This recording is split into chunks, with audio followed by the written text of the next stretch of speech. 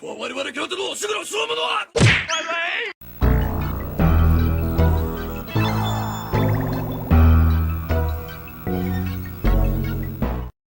humans, demons, and whoever you are. Livia's here. I think anyone can relate here and say they had an imaginary friend at one point in their life. But once you grow up and grow out of it, what happens to your imaginary friend you made? Well, that's what Foster's Home for Imaginary Friends answered. We don't talk about if. Foster's Home for Imaginary Friends is a cartoon created by Craig McCracken. It's about a foster home for imaginary friends. Okay, but seriously though, it's about a boy named Mac visiting his imaginary friend Blue every day, and having adventures with other imaginary friends. They had a great run from 2004 to 2009, with 6 seasons, holiday specials, shorts, and a TV movie, as well as some video games, books, merchandise that I can never have again, and even a Macy's Thanksgiving parade float. And Rick Ashley was there to rickroll us. People, let me tell you about him. He's so much fun. I want to play the full song here, but I don't want to risk it. Back in the 2000s, after the success of the Powerpuff Girls, Craig McCracken and his wife, Lauren Faust, for those who don't know, she's the one who made MLP good, adopted 2 Labradors. Craig thought about their lives before they were adopted. Then he had the idea of adopting imaginary friends. While coming up with ideas on how it could work, he conceptualized each character as doodles and came up with their backstories later. He was also conceptualizing what the show was going to look like, and what he came up with is 60 psychedelic Victorian posters. Going all out with the trippy fever dream look, Craig McCracken also used the new at the time Adobe Flash to animate the show, being one of the first cartoons that uses Adobe Flash, at least on Cartoon Network, resulting in one of the best looking shows the network had up to that point. During its run, it won 5 Emmy Awards, all in Outstanding Individual Achievement in Animation. In other words, it was a hit and staple of 2000's Cartoon Network. But another aspect that made Foster's a classic is the characters. Mac, played by Sheen Marquez, is our main protagonist. He's shy, calm, collective, and has a creative mind for an 8-year-old, as long as he's not on a sugar rush. But when he is on sugar, he's a full psychopath on crack.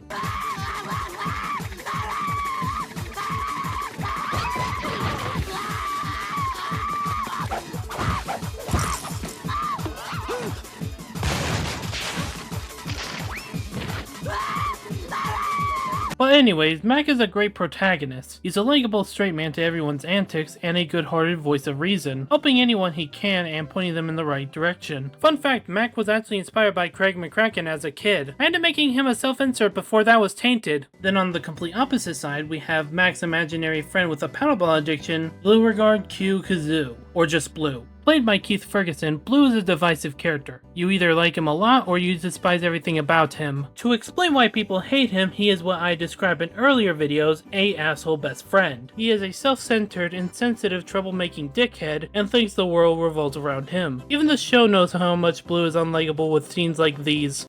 Big, insensitive jerkface?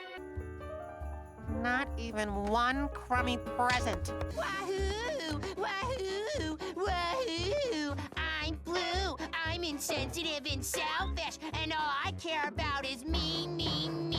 While I can go on and on about why Blue is despised, but once you dig a little deeper, he has shown he's not that selfish all the time, and does care for Mac and the rest of the gang, even showing regret on abandoning them or hurting them. Plus he does get his just desserts in certain episodes. While I can tolerate Blue, I do get the hate for him. Wilt, played by Phil Lamar, is a tall red basketball player with one hand and a messed up eye, but he's a nice guy to hang out with. The reason why he looks like this is because of his creator, Jordan Michaels, who is based off Michael Jordan. No, the one from Space Jam. What the fuck do you mean he's in Space Jam 2? Anyways, Jordan wanted to be a good basketball player, so he created Wilt so he can be his mentor and win against their opponents. However, Wilt had to save Jordan as he was about to get crushed, damaging his arm and eye in the process. It's honestly a really sad backstory where the underdogs didn't win in the end. Fortunately, Jordan forgives Wilt as he got on to become a celebrity. And one more thing about Wilt. If this interview is anything to go by, we found out there's these huge factions of teenage girls who really had like crushes on Wilt just because he's such a nice guy. Hey, how you doing? Wilt was at one point a Tumblr sexy man. I was burdened with this knowledge and so will you. Coco, played by Candy Milo, is a bird plane palm tree thing. Their words, not mine. You bird, airplane, plant thing. You deranged bird, tree, airplane thing? Airplane bird thing? She has a verbal speech pattern that only let her say her name, but seemingly most characters understand what she's saying, even when she's singing, as well as having the ability to lay plastic eggs that can hold anything, including weapons. In the show, not much was known about her backstory or even her creators. The only thing we knew is that she was discovered by 2 scientists. But Coco's backstory was revealed, not in an episode, but in a DeviantArt post. Let's just say it would have been tonal whiplash. Eduardo, played by Tom Kenny, surprised it took me this long to mention him in a video, is a big strong Hispanic purple monster that's afraid of everything. He's a gentle giant always taking care of those he cares about, and speaks in third person. His creator, Nina Virioso, a girl living on the street, imagined a guardian angel, but intentionally made him scared of everything to teach herself how to be brave, so she won't need Eduardo when she grows up. If you couldn't tell, he's my favorite imaginary friend, because he's funny, relatable, and his design just looks amazing. I loved him when I was a little kid, and I still love him now. Also, this moment right here is so cathartic and satisfying. Oh yeah? Well, now you live in the trash. Cheese is an interesting character. At first, he's an imaginary friend who didn't live at Foster's, but instead lived with his creator, who is Mac's neighbor. He annoys everyone he comes across, which is supposedly where the comedy comes from. He also likes cereal and chocolate milk, even though he's lactose intolerant, which is ironic. Jackie Cones is Will's opposite. He's a green small stick figure with one eye, kinda reminding me of Plankton. He's been mostly a background character, but gained bigger roles over time, even getting his own episode where he's a detective. Also, he got Riz, who, played by Grey Delisle, oddly enough, is like Mac, where she's a kid with an insane and hyperactive imagination, coming up with multiple ideas for imaginary friends, so much to a point where she's permitted from thinking about other imaginary friends, because Foster's would be oversaturated. One of the reasons why she comes up with these ideas for imaginary friends is because she doesn't have any real life friends, until she met Mac. It's very poetic and beautifully done. Frankie, also played by Grey Delisle, is the chill yet underappreciated caretaker of the house. She makes sure everyone at Foster's getting taken care of, and stand up to authority once things go too far. She's one of the most lovable non-imaginary friends, both as a good character and for different reasons. Reasons I will not be elaborating any further. Mr. Harriman, played by Tom Kane, is the authoritarian stickler rabbit who keeps everything running in the right way, but not really fun to hang out with, as he enforces the rules onto everyone. Madam Foster is an old lady that's not only Frankie's grandma and Mr. Harriman's creator, but created Foster's as a whole, even naming it after herself. Her personality is that despite being a senior citizen, she's a wild free spirit and still a kid at heart, if not a bit mischievous. Terrence, played by Tara Strong, again I'm surprised it took me this long to mention her in a video, is the most recurring antagonist and Max's brother. Though he doesn't do all that much, all he does is attempt to bully Mac and Blue or separate the two. However, he's not really a threat, as he's just the dumb bully we've seen many times. He tries so hard to be a Chad, but doesn't have the charisma to pull it off. Also, him being voiced by Tara sounds like he never went through puberty. I'll be back here before you can say, I'll be back here in a minute. So don't go anywhere, little bro. Supreme King Awesome Thunderpants has a special afternoon planned for you.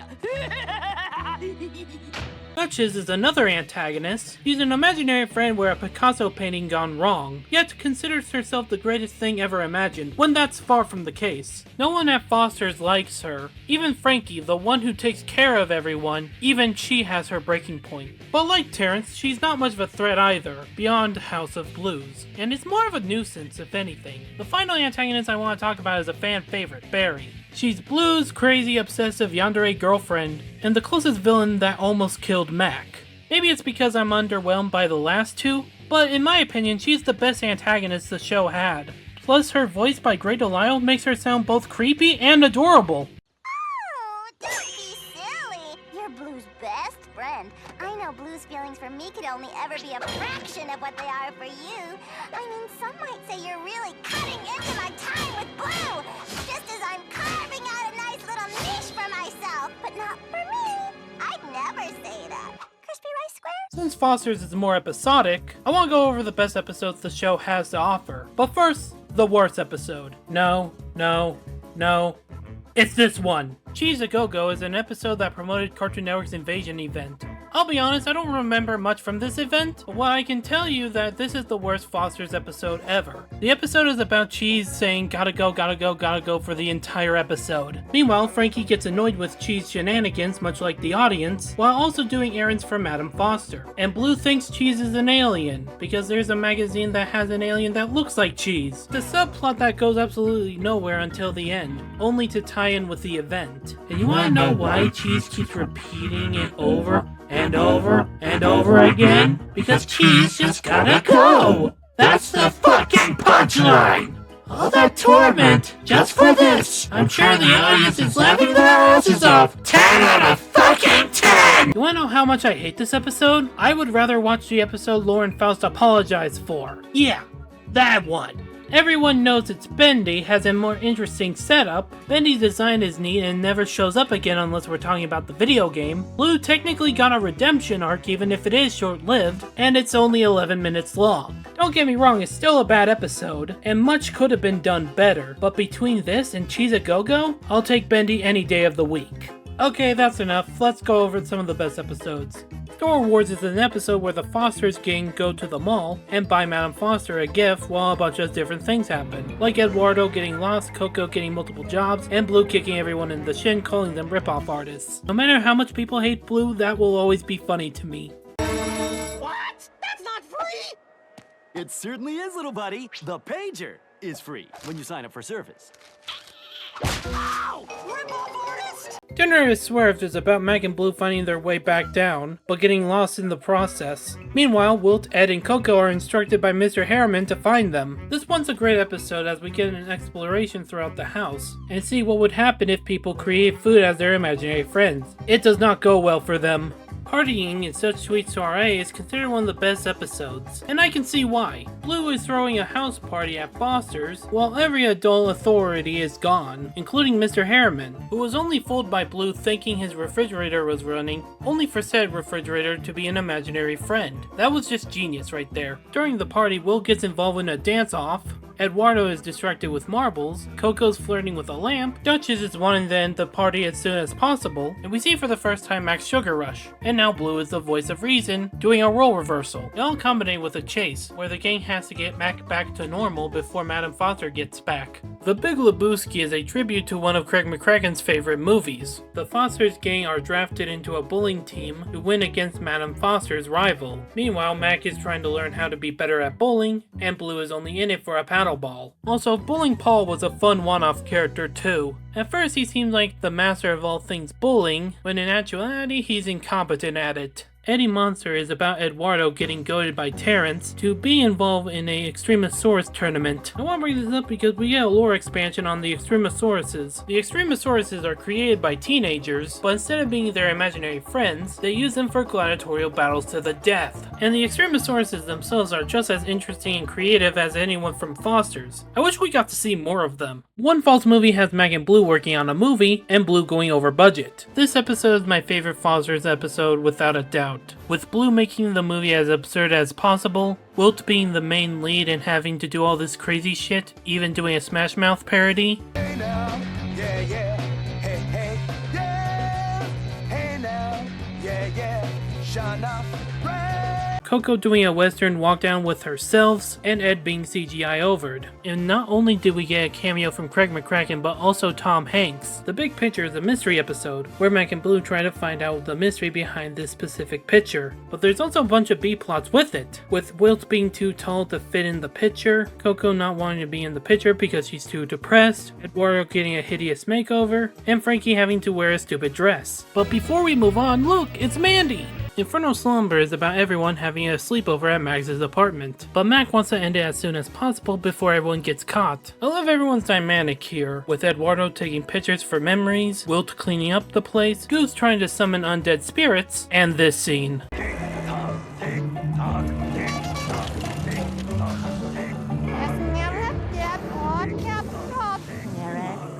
What did I eat last night?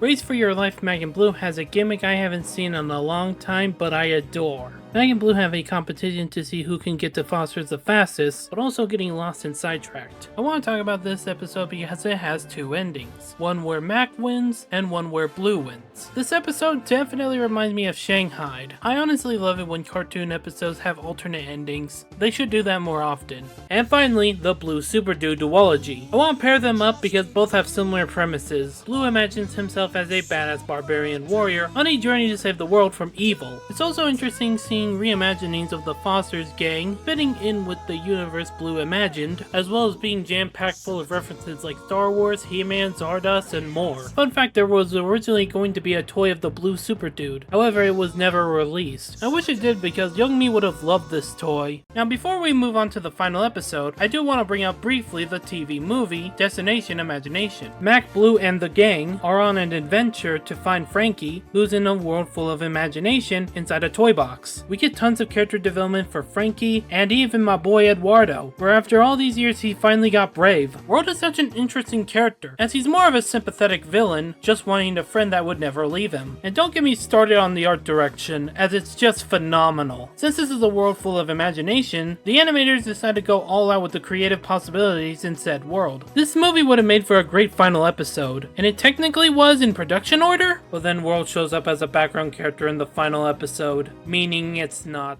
Sadly, we are at our final episode. I say sadly because it's a bittersweet and disappointing finale. You all know where I'm going with this. This is Goodbye to Blue. Blue thinks Mac is moving away, so he decides to do literally everything with Mac, even jumping the shark. Mac spends time with all the supporting characters, having one last final moment with each of them, even throwing a surprise party, but there's a plot twist. Apparently Mac isn't moving away. He's just moving to another apartment in the same building, and Mac's neighbor is the one who's moving out, but the place that they're living in don't allow imaginary friends, meaning Cheese moves to Foster's. This episode does not feel like an ending at all, because nothing really happens here. It's flat, hollow, and Blue is really annoying here, repeating the same joke over and over again. Though luckily it's nowhere near as bad as Cheese A Go Go. Despite literally everything I said, I understand why it's the way it is. Because a lot of creators like him, Maxwell Adams, Danny Antonucci, and more were leaving Cartoon Network. And Cartoon Network was pushing CN Real, which was...